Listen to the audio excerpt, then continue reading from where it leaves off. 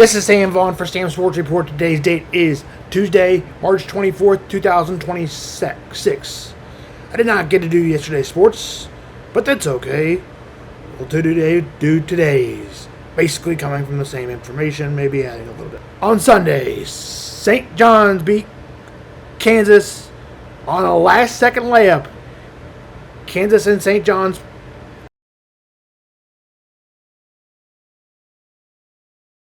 Kansas managed to stay right around, and they managed to tie it.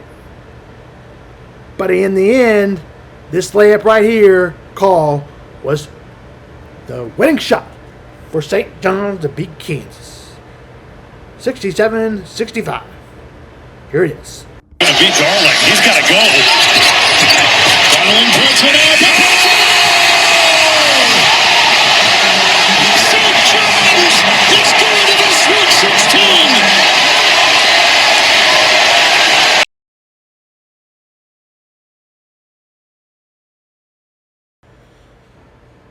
And Miami beat Purdue in the first one, 79-69. Iowa State beats Kentucky 82-63. For Tennessee, gets a slight upset over Virginia, 79-72.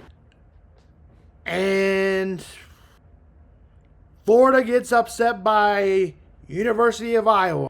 Ben McCollum, who coached at Drake last year, and started at Northwest Missouri State from 2009 to 2024.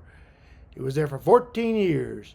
Was one of the best NCAA Division II National Championship coaches of all time. He won 4. Now he's trying to win his first, and that would probably be a far stretch, but we'll see how he continues his win again, or his ways again. Iowa beats Florida by 1. Utah State beats Arizona 78-66. And UConn gets past UCLA pretty easily, 73-53. Texas Tech gets past Alabama gets past Texas Tech 90-65. And on Saturday's games, Michigan gets past St. Louis 95-72. Michigan State gets past Louisville 77-69. Duke gets past TCU 81-58. Houston gets past Texas A&M 88-57. Texas beats Gonzaga 74-68. Illinois beats VCU 76-55. Nebraska beats Vanderbilt 74-72. And Arkansas beats High Point 94-88. And so that sets up the weekend to be of the Sweet 16. We get past the first 64 and then 32. And now we're on to the Sweet 16. At 7:10 on Thursday, it'll be Purdue versus Texas. At 7:30 on Thursday, number 9 seed Iowa playing not 4 seeded Nebraska at 7:30. At 9:45 on CBS, it'll be Arizona and Arkansas. And at 10:05 on TBS 2 TV, it'll be Illinois and Houston. At 7:10 on CBS, it'll be Duke versus St. John's. 7:10. Number 1 versus number 4, Alabama versus Michigan, 7:35. UConn, number 2 seed versus Michigan State, number 3 seed, 9:45. And number 2 seeded Iowa State versus number 6 seeded Tennessee, 10:10 is a tip-off. That's the Sweet 16.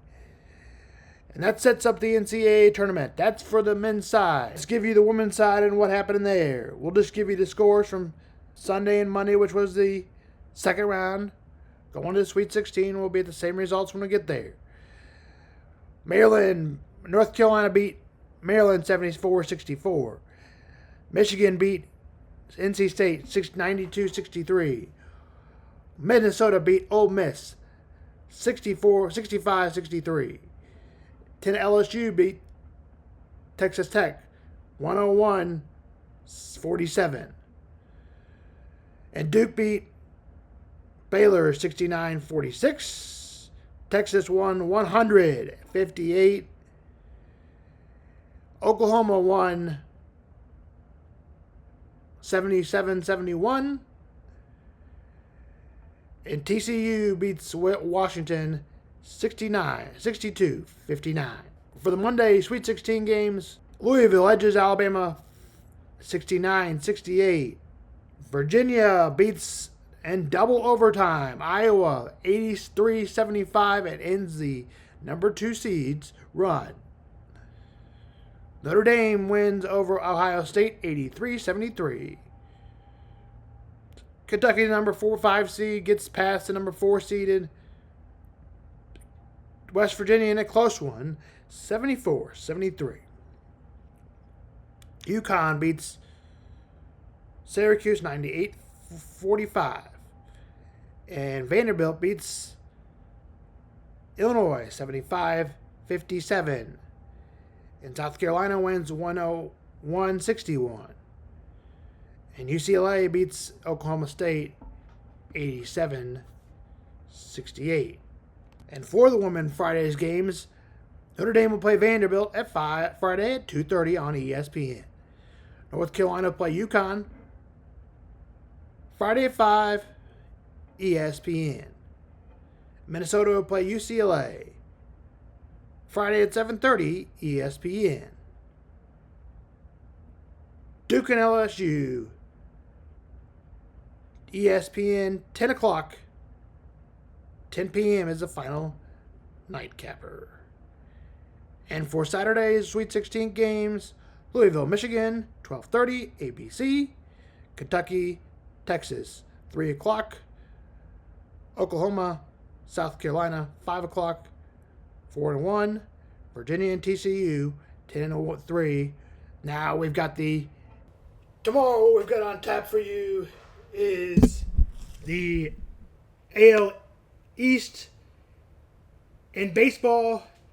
And Malachi Taylor talks about his favorite black artist. That comes up next, and why Beyoncé is so relatable to Malachi Taylor. Here's that. This is Sam Vaughn for Sam Sports Report. AL East and baseball tomorrow is what I can promise. That's Sam Vaughn Sports. I get one of the sisters' name is Megan, but I'm saying they probably know who Megan Thee Stallion is. You don't know who Megan is. I'm gonna make a special playlist for you. Cause why does Beyonce come to your favorite? Ooh, Beyonce music helped me through a lot of dark times in my life.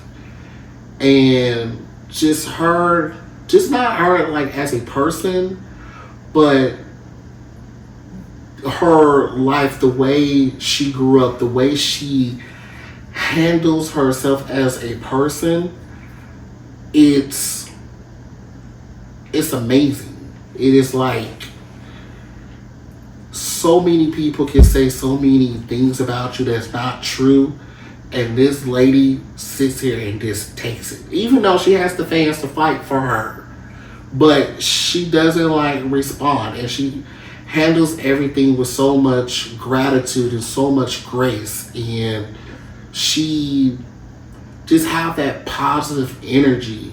And I've been a fan of hers for so long, and like my first concert that I went to was her Renaissance tour, and just seeing her live and just seeing just like her presence and hearing her sing so beautifully, it just made me so emotional, just crying seeing it, because it's like people really don't understand her. They really don't get it. Like, her music is so relatable. She's relatable as a human, and just everything about her is just like, yes, she's rich. Yes, she has a lot of money. Yes, she, is a big superstar, but she does everything with grace, and she thanks the people around her. She thanks her fans. She thanks the people that's working for her, and everything she does with her businesses. I mean, just look at her track record. Her track record is just like phenomenal, and the things that she puts her money towards, it's just not like for her career, but she puts money towards to businesses, and you know, she's like, right now, her and Kelly Rowland, they're building a housing district right now in Texas for families that can't afford housing. And that's phenomenal. You don't see too many celebrities doing that.